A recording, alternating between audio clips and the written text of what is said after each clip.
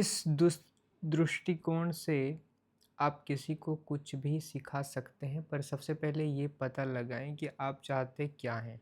फिर अपने आसपास के लोगों को उस तरह देखें जैसे एक बाज देखता है, यानी पूरे गौर से। आखिर में जब भी आपको अपने मनचाहे लोग नज़र आएँ, तो फ़ौरन झपट्टा मारें। याद है ना आपको, बिल्कुल किसी बाज की तरह। और फिर उसे पुरस्कृत करें। मान लीजिए कि आपकी बेटी किशोर उम्र में आते ही काफ़ी संकोची और गंभीर स्वभाव की हो गई। आप चाहते हैं कि काश वो ज़्यादा बातें करे और खुलकर बोले। तो उसके मामले में आपका लक्ष्य है बेटी को और अधिक मिलनसार बनाना। एक दिन सुबह नाश्ते के समय वो अपने स्कूल का कोई किस्सा बताती है। बेटी की बात पर पूरा ध्यान देने का ये एक बेहतरीन मौका है। यही उसका पुरस्कार है। अगर आप चाहते हैं कि वो आपको अपने जीवन के बारे में खुलकर बताए, तो उसे मोबाइल पर टेक्स्ट मैसेज भेजना बंद करें और उससे आमने-सामने बातचीत होने पर उसकी हर बात को गौर से सुनना शुरू कर दें। जब माता-पिता अपने बच्चों की बातों पर ध्यान देते हैं और उनके चीज़ों पर बड़े चाव से गौर करते हैं, तो इससे बच्चों को खुशी मिलती है और इस तरीके का इस्तेमाल करके माता-पिता बच्चों के व्यवहार को निश्चित रूप से बेहतर बना सकते हैं।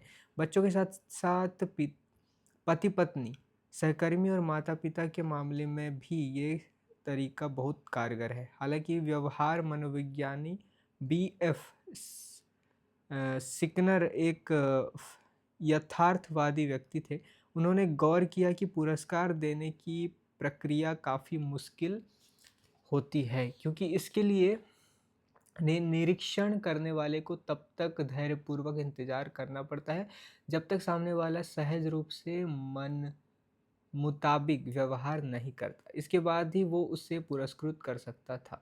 इसमें काफ़ी समय लगता था और लंबा इंतज़ार करना पड़ता था, जो कि अपने आप में एक समस्या है। इसके अलावा उन्हें अपने जानवरों को तब तक भूखा भी रखना पड़ा, जब तक उनके शरीर का वज़न घटकर 3/4 नहीं हो गया, क्योंकि तभी उन जानवरों ने पुरस्कार स्वरूप मिलने वाले खाद्य पदार्थों में दिलचस्पी लेना शुरू किया। पर इस पूर्णत सकारात्मक दृष्टिकोण में सिर्फ यही कमियां नहीं हैं। सकारात्मक भावनाओं की तरह ही नकारात्मक भावनाएं भी सीखने की प्रक्रिया में हमारी मदद करती हैं। हमें सीखने सीखने की ज़रूरत होती है, क्योंकि हम मूर्ख होते हैं और बहुत आसानी से क्षतिग्रस्त हो जाते हैं। यहाँ तक कि सीखने के दौरान हमारी मृत्यु भी हो सकती है, जो कि कोई अच्छी बात नहीं है और ना ही हम इसे लेकर अच्छा महसूस कर सकते हैं। क्योंकि अगर हम इसे लेकर अच्छा महसूस करते होते, तो फिर हम मृत्यु को पाने की कोशिश कर रहे होते और जल्द ही मृत्यु को प्राप्त हो जाते। हम तो मृत्यु की संभावना को लेकर भी अच्छा महसूस नहीं करते, जो कि हमेशा ही होती है। इसलिए नकारात्मक भावनाएँ कितनी भी अप्रिय लगें, पर वे हमारी रक्षा करती हैं। हम आहत, डरा हुआ, शर्मिंदा और निराश इसलिए महसूस करते हैं ताकि क्षतिग्रस्त होने से बच सकें, और हम ऐसी भावनाएँ महसूस करने के मामले में बहुत संवेदनशील होते हैं। सच तो यह है कि कोई छोटा फ़ायदा होने पर हम जितना अच्छा महसूस करते हैं, छोटा नुकसान होने पर उससे कहीं ज़्यादा बुरा महसूस करते हैं। आनंद के मुकाबले में पीड़ा और आशा के मुकाबले में व्यग्रता कहीं अधिक शक्तिशाली होती है। भावनाएँ चाहे सकारात्मक हो या नकारात्मक, मुख्यतः 2 अलग-अलग रूपों में सामने आती हैं। संतुष्टि, तकनीकी रूप से कहें तो संतृप्ति, हमें बताती है कि हमने जो किया वो अच्छा था। जबकि आशा, तकनीकी रूप से कहें तो प्रोत्साहन या पुरस्कार, इस बात की ओर इशारा करती है कि आपको कोई आनंददायक चीज़ मिलने वाली है। पीड़ा हमें ठेस पहुँचाती है, इसलिए फिर हम वे कार्य नहीं दोहराते, जो हमारे जीवन में व्यक्तिगत नुकसान और सामाजिक अलग अलगाव, क्योंकि अकेलापन भी तकनीकी रूप से पीड़ा का ही एक रूप है, पैदा करते हैं। हमारी व्यग्रता हमें नुकसान पहुँचाने वालों से, बुरे स्थानों से दूर रखती है, ताकि हमें पीड़ा ना भुगतनी पड़े।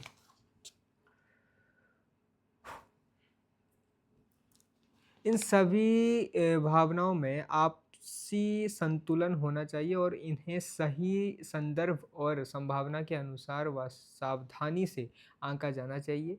ये सभी भावनाएं हमें जीवित रखने के लिए और हमारी उन्नति के लिए ज़रूरी होती हैं।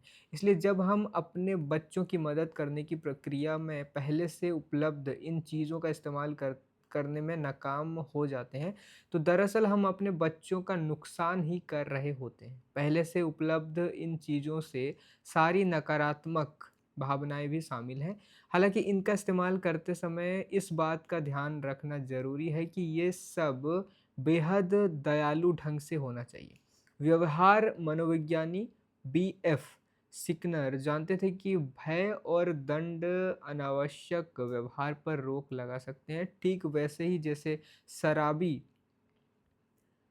शाबाशी, प्रोत्साहन या पुरस्कार से आकर्षक व्यवहार को बढ़ावा मिलता है। बच्चों का प्राकृतिक विकास का प्राचीन पथ वास्तव में एक कल्पना से अधिक कुछ और नहीं है, लेकिन इसमें दखलंदाजी करने के विचार मात्र से स्वयं को पंगु महसूस करने वालों के लिए इस संसार में पूर्व तकनीकों पर चर्चा करना भी मुश्किल हो सकता है। हालाँकि अगर बच्चों के व्यवहार को सुधारना और बेहतर बनाना ज़रूरी नहीं होता, तो परिपक्व होने से पहले उनके प्राकृतिक विकास की समय अवधि इतनी लंबी नहीं होती। फिर तो वे बस माँ की कोख से बाहर आते ही स्कॉट मार्केट में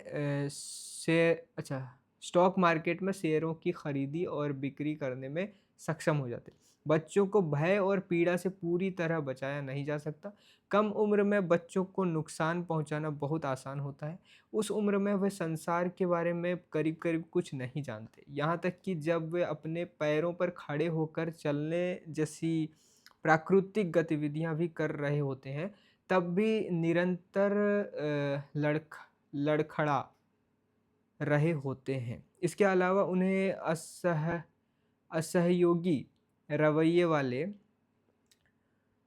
हठीले वयस्कों, अपने भाई-बहनों व अपने आसपास के हम-उम्र बच्चों से निरंतर और अनिवार्य रूप से जो अस्वीकृति और हताशा मिलती है, उसकी तो बात ही क्या की जाए। इसलिए मूल नैतिक सवाल ये नहीं है कि बच्चों के नाकामियों और दुर दुर्ग दुर्गतियों से पूरी तरह कैसे बचाया जाए, ताकि उन्हें कभी कोई डर या पीड़ा महसूस ही ना करनी पड़े।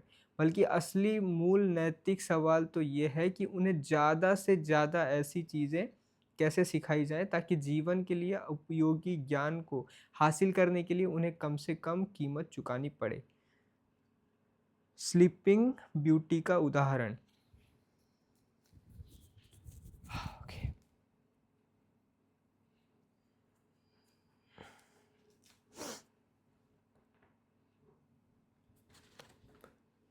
डिज़नी की फ़िल्म स्लीपिंग ब्यूटी में राजा और रानी के घर में लंबे इंतज़ार के बाद एक बेटी का जन्म होता है, जिसका नाम रखा जाता है राजकुमारी अरोरा। वे अपनी नन्ही बेटी को पहली बार संसार के सामने लाने के लिए एक विशाल मा नामकरण समारोह का आयोजन करते हैं।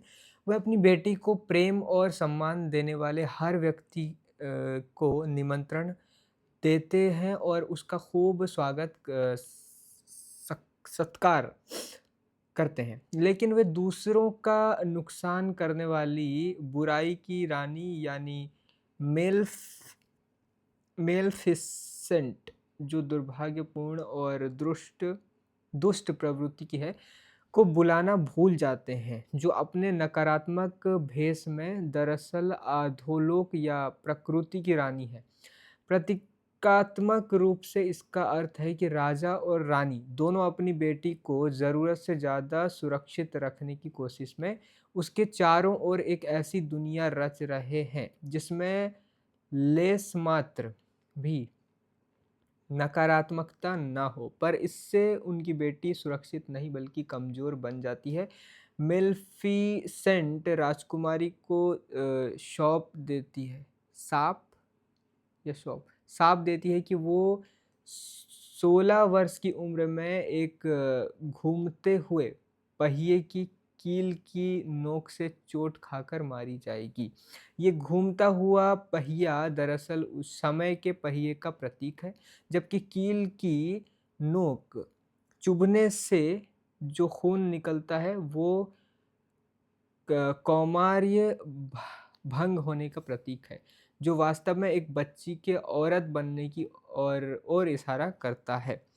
सौभाग्य से एक अच्छी परी, प्रकृति का सकारात्मक तत्व, मेल्फिसेंट के शाप का प्रभाव कम करके उसे राजकुमारी की मृत्यु से बेहोशी में तब्दील कर देती है, और इस बेहोशी को प्रेमी के पहले चुंबन से ही तोड़ा जा सकता है। बेटी की रक्षा के लिए चिंतित राजा और रानी अपने राज्य में मौजूद सारे पहियों को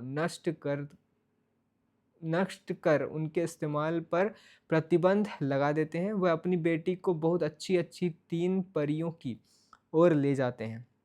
राजा और रानी अपने राज्य से सारी खतरनाक चीज़ों को हटाने की अपनी रणनीति पर अमल करना जारी रखते हैं, जिनके चक्कर में उनकी बेटी अपरिपक्व व कमज़ोर रह जाती है और उसमें बचपना बना रहता है। अपने 16वें जन्मदिन के ठीक पहले एक दिन जंगल में राजकुमारी अरोरा की मुलाकात एक राजकुमार से होती है और वो फ़ौरन उससे प्रेम कर बैठती है। किसी भी उचित दृष्टिकोण से देखें तो ये बचकाना ही लगेगा।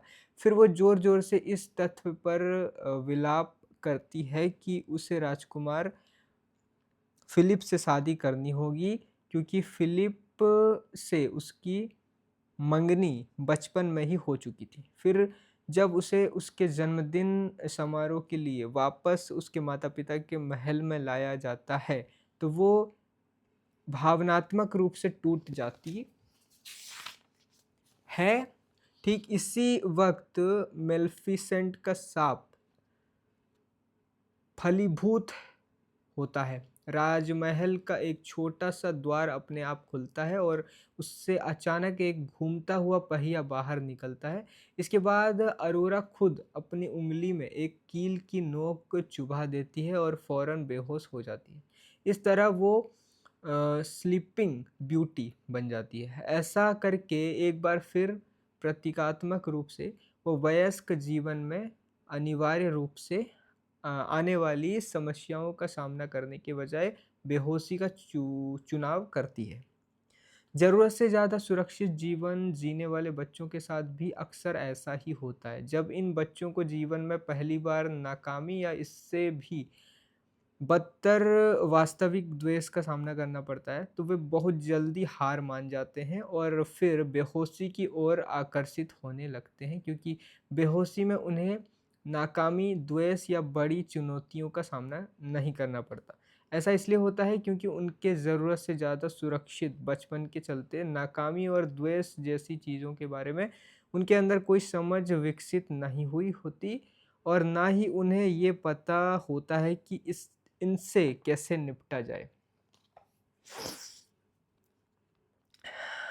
अब एक 3 साल की बच्ची का मामला ही ले लीजिए, जिसने अभी तक दूसरों से कुछ भी साझा करना नहीं सीखा है। वो अपने माता-पिता की मौजूदगी में अपना स्वार्थी व्यवहार ज़ाहिर करती है, पर माता-पिता इतने ज़्यादा अच्छे हैं कि इस मामले में कभी कोई दखल नहीं देते। साफ शब्दों में कहें तो वे दरअसल ना तो अपनी बच्ची पर ध्यान दे रहे हैं, ना ही उसे स्वीकार कर रहे हैं जो हो रहा है, और ना ही उस छोटी-सी बच्ची को सही व्यवहार करना सिखा रहे हैं।